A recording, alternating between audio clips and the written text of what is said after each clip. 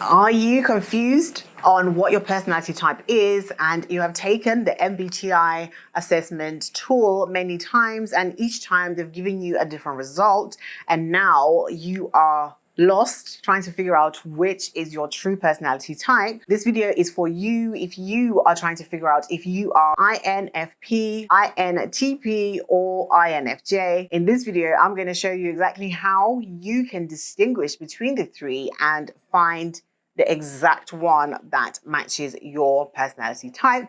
And if that sounds good to you, go ahead and give me a big thumbs up. Let's dive in.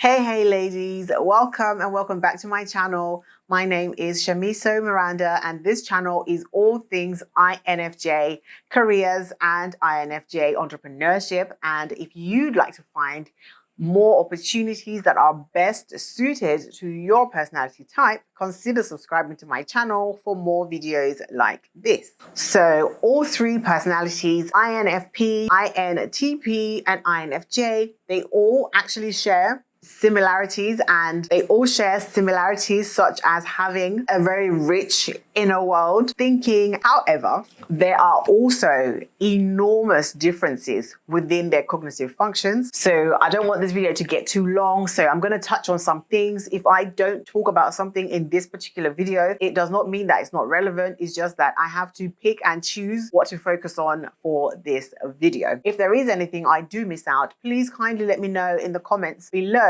and I will make a video on that for you. So the cognitive functions are: INFP is NINESITE. So if I'm looking down, I'm looking on my phone because I don't want to confuse or mess up any of these. INTP is TINESIFE. And of course, INFJ is NIFETI and SE. So INFPs have dominant introverted feeling, FI, and FI is a cognitive process that judges information by a set of personal moral values that are felt deep within. And FI also wants to create a stable identity, and FI DOMs generally have a lifelong desire and drive to figure out and find out exactly who they are, and along with that, what their personal mission in life is. And obviously, as a result of that, they are very much in touch with their feelings, their beliefs, their identity, and their inner worlds. So INTP's dominant function is TI, and we all know TI is introverted thinking. So while the FI judges the world using an internalized structure of emotions, identity, and morality, the TI actually builds this internal structure, and this structure is also very logical, I might add, and it is constantly judging information by what makes sense logically. So as a result, INTPs have to explore all the different perspectives because their main mode of analyzing and processing information, because of this complex structure in which they have built and created in their heads. So both the INTP and INFP share the auxiliary function NE and the tertiary SI. So in INXPs, the NE is generally used to kind of support the dominant function and to also help the two types to be more creative and ultra talented at divergent thinking. So this means that FINE users, they tend to explore identity possibilities, emotions, and value systems to get a really good sense of who they are and what it is that they believe in. So TINE users, they primarily enjoy exploring philosophies, ideas, and different rational approaches to the world, and because of that, they think a lot more logically. Their SI tends to come out a lot more in both the INXPs, and they tend to be very rigid. Some would say stubborn. I prefer rigid in their very strong points of views, and they both actually have like a great difficulty in accepting change. So that's Fi to their values and Ti to their logic. So those are the main differences between INFP and INTP. So you can figure out which one you are from those two. And in just a minute, we'll get into the INFJ and how this comes together. And I think it's important to note that INFPs actually tend to see FE as something that is very fake, very inauthentic at times. And they tend to drive towards developing the TE and to become more objective and to boost their productivity. So that means that the INTP tends to see their TE function as something that is proceeding without fully understanding or without having full awareness and somewhat abrasive. I don't know if abrasive is the right word, but I'm going to say abrasive. So now for the INFJ, the INFJ actually has a completely different function stacks. So the INFJ actually shares no functions with the INFP.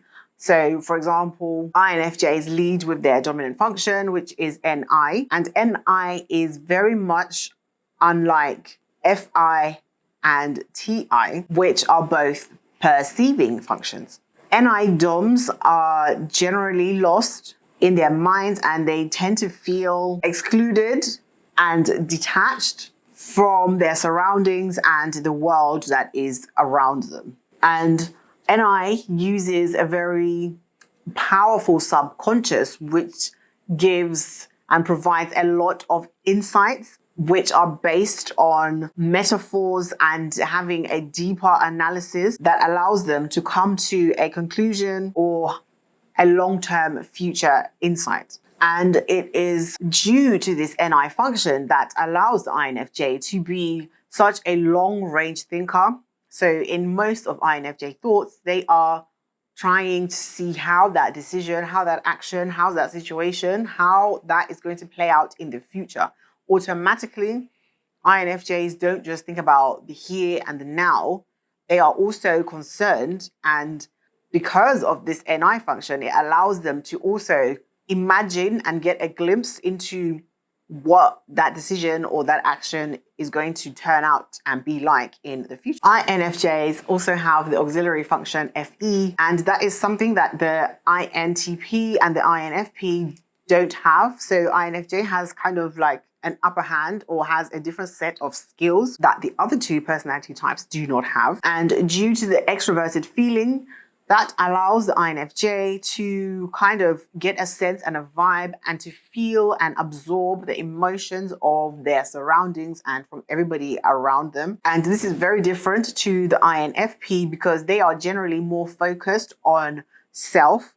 They are focused on their inner feelings and their own authenticity. Whilst the INTP would see this as impersonal logic. So as a result of this, an INFJ will be very good at reading people, which is a skill that the other two personality types do not have.